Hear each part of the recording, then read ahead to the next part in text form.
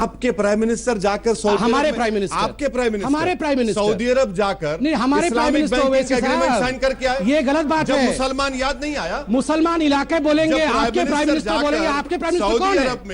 नहीं अंजना जी, मैं पूछता हूँ ओवैसी जी के प्राइम मिनिस्टर कौन है?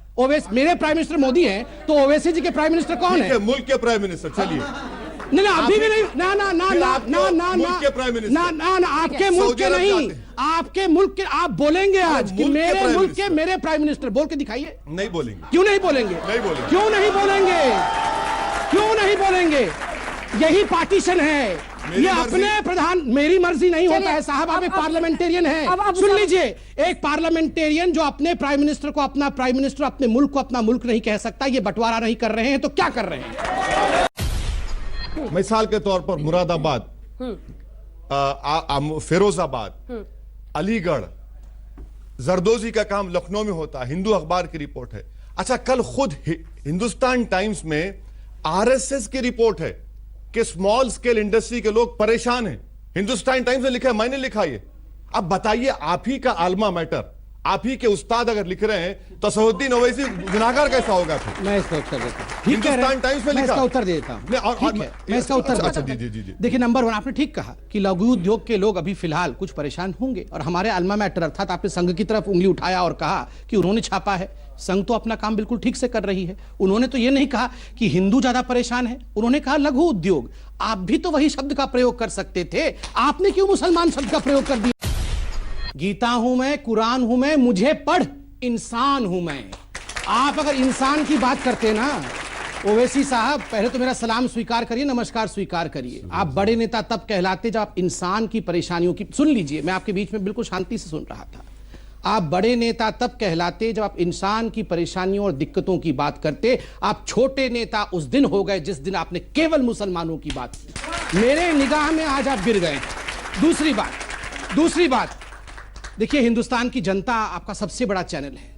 घर घर में लोग इसे सुन रहे हैं, और मैं आज आगाह करता हूं, यह शब्द हटा दीजिए अपने शब्दकोश से कि मुस्लिम इलाका है। कोई इलाका हिंदू इलाका और कोई इलाका मुस्लिम इलाका नहीं है। यह मेरे देश भारत का इलाका है।